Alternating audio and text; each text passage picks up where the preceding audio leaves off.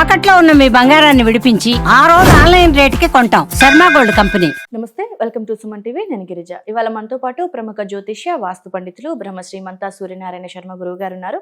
వారితో మాట్లాడి ఈ 2025 నూతన ఆంగ్ల సంవత్సరంలో ద్వాదశ రాశుల వారికి ఏ విధంగా ఉంటుందో తెలుసుకునే ప్రయత్నం చేద్దాం. గురువు గారు నమస్కారం. నమస్కారం అమ్మా, శుభం వ్యాధు. గురువు గారు, ఈ 2025 ఆంగ్ల నూతన సంవత్సరంలో భాగంగా తులా రాశి వారి గ్రహస్థితి ఏ విధంగా ఉండబోతుంది? సో వాళ్ళకి కూడా రాశి పరంగా చాలా బాగుంటుంది అనుకోవచ్చా? ఒకసారి తెలియజేస్తారా? తులారాశి అమ్మ మనకి మెయిన్ గా ఈ విశాఖ నక్షత్రం వాళ్ళకి చాలా అద్భుతంగా కనబడుతుంది. చిత్త, స్వాతి, విశాఖ 3 పాదాలు ఉన్నాయి. చిత్త 2-3 పాదాలు వస్తాయి, 3-4 పాదాలు వస్తాయి. తర్వాత స్వాతి 4 పాదాలు ఉంటాయి. ఎస్పెషల్లీ విశాఖ నక్షత్రం వాళ్ళకి మాత్రం అల్టిమేట్ సక్సెస్ అనేది బాగా కనిపిస్తుంది. అందులో మళ్ళీ నక్షత్రాలు బట్టి కూడా మేము చెప్తున్నాను. ఆదాయం అన్నది వీళ్ళ పుష్కలంగా కనబడుతుంది. ఆదాయం అంటే ఎర్నింగ్స్, పూర్వాశ్రమంలో పెట్టిన ఇన్వెస్ట్మెంట్స్ కూడా ఈ సంవత్సరం వాళ్ళకి ఈ స్టార్టింగ్ నుండే దానికి ఇంపాక్ట్ కనబడుతుంది. ఒక వీళ్ళకి ఏంటంటే ఈ యొక్క రాజ్యంలో కుజుడు స్తంభనం ఉంది కాబట్టి ఒక న్యూ ఇయర్ స్టార్ట్ అయిన తర్వాత ఒక 20 days వాళ్ళకి కొంచెం ఇంకా సఫికేషన్గా ఉంటుంది. కానీ సెకండ్ హాఫ్ నుండి జనవరి ఎండింగ్ నుండి మాత్రం బ్రహ్మాండమైన ఫలితాలు ప్రాఫిటబుల్గా ఉంటాయని చెప్పొచ్చు అన్నమాట. అలాగే వ్యవసాయం చేసే రైతులు కానీ, అగ్రికల్చర్ ఆర్గానిక్ ఇండస్ట్రీస్ వాళ్ళు కానీ, అలాగే మనం పెస్టిసైడ్స్ వాళ్ళు కానీ, తర్వాత పోల్ట్రీస్ హ్యాచరీస్ రన్ చేసేవాళ్ళు కూడా, వీళ్ళందరికీ కూడా మినిమం 30 to 40% ప్రాఫిట్లోనే టేకప్ అవుతారని చెప్పచ్చు. ఓకే గురుగారు. సో మరి ఉద్యోగస్తులకి, వ్యాపారస్తులకి ఏ విధంగా ఉండబోతుంది అంటారు? ఉద్యోగస్తులకు కొత్త ఉద్యోగ ప్రయత్నాలు చేసుకోవచ్చు. మంచి హైప్స్ ముందుకెళ్లే అవకాశం ఉంటుంది. విదేశాలు కూడా ఉద్యోగ ప్రయత్నాలు చేసుకోవచ్చు. వాళ్ళు అంటే ఎంఎస్ చేసి అక్కడ చదువుకునే దానికంటే ఇక్కడ నుండి కూడా విదేశాలకు అప్లై చేసుకోవచ్చు. అందులో కూడా సక్సెస్ఫుల్ ఉంటుంది. అలాగే కార్పొరేట్ సెక్టర్లో కూడా ఒక కంపెనీ నుండి ఇంకొక మారడం, కొత్త కంపెనీ చేంజెస్ అవ్వడం, ఎలా చేసుకున్నా కూడా వాళ్ళకి హైక్ అనేది 30 to 40% వస్తుంది. దాంట్లో ఈ సంవత్సరం అంతా హ్యాపీగా ఉండడానికి అవకాశం ఉంటుంది. అలాగే వ్యాపారస్తుల విషయంలో కూడా బ్రాంచెస్ ఎక్స్పాన్షన్ చేసుకోవచ్చు. ఫర్ ఎగ్జాంపుల్ ఒక ఫుడ్ ఇండస్ట్రీ వాళ్ళు ఉన్నారు, వాళ్ళకి వ్యాపారం మొదలెట్టారు, దాన్ని ఇంకో ఎక్స్టెన్షన్ ఆఫ్ ది బ్రాంచ్ అని చెప్పి కౌంటర్స్ అని చెప్పి ఓపెన్ చేసుకోవచ్చు. ఈ సంవత్సరం మంచి ప్రాఫిట్స్ లో బయటకు వచ్చే అవకాశం ఉంది. ఓకే గురుగారు. సో మరి కాంపిటేటివ్ ఎగ్జామ్స్ రాసే స్టూడెంట్స్ కి, అలాగే రెగ్యులర్ స్టూడెంట్స్ కి, చదువుకునే వాళ్ళకి ఏ విధంగా ఉండబోతుంది? కాంపిటేటివ్ చేసే వాళ్ళందరికీ కూడా వీలైనంత వరకు జూన్ తర్వాత ఏదైతే కాంపిటేటివ్ ఎగ్జామ్స్ ఉందో అందులో మంచి సక్సెస్ఫుల్ టేక్ ఆఫ్ చేస్తారండి వీళ్ళు. అలాగే రెగ్యులర్ ఎడ్యుకేషన్ కూడా ఎంఎస్ చేయాలనుకుని వెళ్ళినా, లేకపోతే ఫర్ ఎగ్జాంపుల్ అమెరికా, కాకపోతే యుఎస్, యూకే, లండన్ అన్ని చోట్లకి వెళ్తుంటారు కదా వీళ్ళు, ఎంఎస్కి వెళ్తారు. అలాగే చదువుకున్నప్పుడు వాళ్ళు చదువుకునే ప్రదేశంలో కూడా వాళ్ళకి పాజిటివ్ ఎనర్జీ రావడము, రిజల్ట్స్ మంచిగా రావడము, సక్సెస్ఫుల్ అవడము, ఇవన్నీ మనకు బాగా కనబడుతుందని చెప్పచ్చు. ఏదైనా ఒక పాయింట్ ఇక్కడ మనం చూసుకోవాల్సిన అంటే తులారాశి వారికి అన్నీ బాగానే కనబడుతుంటాయి, కానీ ఒక చిన్న స్ట్రక్అప్ అయినట్టే ఒక నిమిషం ఆగినట్టు అనిపిస్తుంది.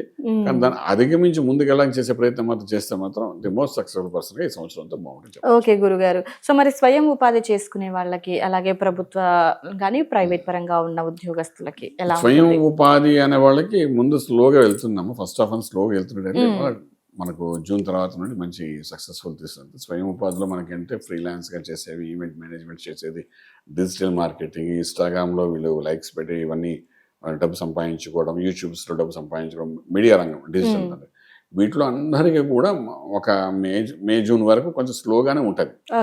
అక్కడ నుండి వాళ్ళకి మంచి ప్రాఫిట్స్ వస్తాయి అన్నమాట. సో అలాంటివి ఏమైనా కొత్తగా ఓపెన్ చేయాలంటే ఓపెన్ చేయమనండి, ఫిబ్రవరిలో ఓపెన్ చేయొచ్చు. ఓపెన్ చేసిన తర్వాత దానికి ఒక 2-3 months అలాగే టైం పడుతుంది ఎస్టాబ్లిష్ అవ్వడానికి. జూన్ నుండి మంచి ప్రాఫిటబుల్ వెళ్ళే అవకాశం ఉంటుంది. ఓకే గురుగారు. సో మరి కోర్టు సమస్యలు ఉన్న వాళ్ళకి ఏ విధంగా ఉండబోతుంది? అలాగే సినిమా రంగానికి సంబంధించిన పరిశ్రమకి ఎట్లా ఉంటుంది? కోర్టు వ్యవహారాలు మాత్రం ఇంకా బ్యాలెన్స్గానే ఉంటాయమ్మా. ఫస్ట్ హాఫ్ బ్యాలెన్స్ అంటే ఎటు తేల్చకుండా మధ్యలో ఉండడం, కొంచెం ఖర్చు పెట్టినా కూడా పనులు అవ్వకపోవడము, ఇవన్నీ మనకు కనిపిస్తాయి. అలాగే సినిమా రంగంలో వాళ్ళు కూడా తులారాశి వాళ్ళకి ఎంతో కొంత ప్రాఫిట్ లాస్ లేకుండా కథ నడిచిపెట్టేటువంటి, ఒక ఫర్ ఎగ్జాంపుల్ ఒక 5 కోట్లు పెట్టి మూవీ తీశాడంటే 5 కోట్లు వచ్చేసి పైన 5 కోట్లు ఫిలిం తీయడానికి ఎంత కాలం పట్టిందో, దానికి ఎంత ఖర్చు అయిందో అది కూడా మనకు వచ్చేస్తుంది. అంటే కొంచెం మినిమం ప్రాఫిట్స్ బయటకు వచ్చేస్తారు, నష్టం అయితే జరగదు.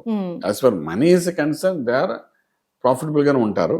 ఇక నేమ్ అండ్ ఫేమ్ అని దగ్గరకు వచ్చినప్పుడు దానికి మళ్ళీ 100 రకాలుగా ఆలోచించాలి. బట్ ఎందుకంటే దానికి 6వ ఇంట్లో శనీశ్వరుడు కనబడతాయి ఈ సంవత్సరం అంతా వీళ్ళకి. అలాగే పంచంలో రాహువుడు ఉంటాడు, మ్యాజికల్ ప్లానెట్ ఉంటాడు. అలాగే అష్టంలో ఉన్న బృహస్పతి 9th హౌస్కి వెళ్తాడు, అష్టంలో మే వరకు ఉంటాడు. సో ఇవన్నీ ఏంటంటే కొంతవరకు వాళ్ళని ఇబ్బంది పెట్టే పరిస్థితి కనబడుతుంది.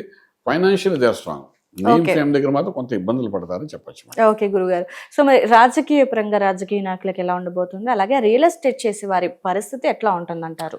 రాజకీయంగా కొంత అవమానం పడతారండి వాళ్ళు. మ్మ్. మానసిక ఒత్తిడి కూడా పొందే అవకాశం ఉంది. అండ్ రియల్ ఎస్టేట్ వాళ్ళు కూడా ఫస్ట్ హాఫ్లో మనకు ఆల్మోస్ట్ నాట పడడం, అవమానపడడం ఇవన్నీ కూడా జరుగుతాయి. రాజకీయం, రియల్ ఎస్టేట్ ఇద్దరికి అది కనబడతాయి. మ్మ్. ఎందుకంటే వీళ్ళు కమిట్మెంట్ మీద వెళ్తారు, ఆ కమిట్మెంట్ ఫుల్ఫిల్ కాదు వాళ్ళకి. సాటర్న్ అండ్ జూపిటర్ అంత సపోర్ట్ చేయరు ఫస్ట్ హాఫ్లో వాళ్ళకి. మ్మ్. దానివల్ల ఇబ్బంది పడిపోతుంటారు. కానీ సెకండ్ హాఫ్లో మళ్ళీ పుంజుకుంటారు. అది పుంజుకు మంచి ప్రాఫిట్ విత్ నేమ్ అండ్ ఫేమ్తో సంపాదించుకుంటారు. ఓకే గురుగారు. మరి తులారాశి వాళ్ళు శుభకార్యాలు చేసే సూచన ఏమైనా కనిపిస్తుందా? ఉన్నాయమ్మా. మీకు శ్రావణ మాసం, మాఘ మాసం వదిలేసండి. శ్రావణ మాసం నుండి వాళ్ళకి అంటే ఆగస్టు నుండి అంత శుభకార్యాలు, ఆగస్టు నుండి డిసెంబర్ వరకు గృహప్రవేశము, శంకుస్థాపన, శుభకార్యాలు అన్ని చేయడము, తర్వాత వివాహ సంబంధమైన పనులు చేయడము, ఇంకా ప్రేమ వివాహాలు ఉంటే దానికి అనుకూలంగా జరగడం వాళ్ళకి. అలాగే మనకు ఎంతో కాలం నుండి పెళ్లి కాని వాళ్ళు చాలామంది ఉంటారు. మ్మ్. ఫర్ ఎగ్జాంపుల్ 32-33 ఇయర్స్ అయినా సరే పెళ్లి కాకుండా ఇబ్బంది పడుతున్న చాలా ఉంటారు. అలాంటి వాళ్ళందరికీ పెళ్లిళ్ళు జరగడము. అలాగే మనకు భూమి విషయంలో ఇల్లు కొందాం అనుకుంటారు, మ్మ్. కానీ డబ్బు ఉంటుంది కానీ ఇల్లు కొనలేకపోతారు. ఆ డబ్బు ఉండి కూడా స్థలం కొనలేకపోతుంటారు. అలాంటి వాళ్ళందరికీ కూడా మనకు ఆగస్టు, సెప్టెంబర్, అక్టోబర్లో మంచి సపోర్టింగ్గా కొనడం జరుగుతుంది. ఫైనాన్షియల్లీ స్ట్రాంగ్ అయిపోతారమ్మా. Okay. జూన్ నుండి మంచి స్ట్రాంగ్ అయిపోతారు తులారాశి వారు. Very much. ఓకే గురుగారు. సో మరి శుభకార్యాలు బాగానే అంటే ఫస్ట్ హాఫ్ అంత బాగోలేదు అనుకోవచ్చు అంటారా గురుగారు? మరి అంతే 100% అదే చెప్పాలనుకుంటున్నాం. అంటే ఫస్ట్ హాఫ్ బాగుంటుంది అని కాకుండా స్టార్టింగ్ లోనే వాళ్ళకి కొన్ని ఇబ్బందులు పడతారు. ఓకే. జనవరి, ఫిబ్రవరి వరకు కొంచెం ఇబ్బంది పడతారు. అక్కడ నుండి కొంచెం బాగుంటుంది. సో వన్స్ పిక్ అయ్యాక they pick move on. Okay గురుగారు.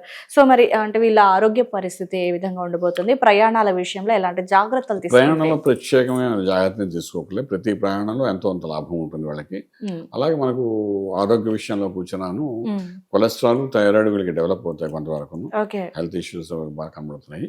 అలాగే ఏంటంటే వీళ్ళకి మనం చెప్పాలంటే కొంతవరకు నరాలకు సంబంధించిన న్యూరో ప్రాబ్లం కూడా, బ్రెయిన్ దగ్గర న్యూరో ప్రాబ్లం కూడా వచ్చే అవకాశం ఉంటుంది.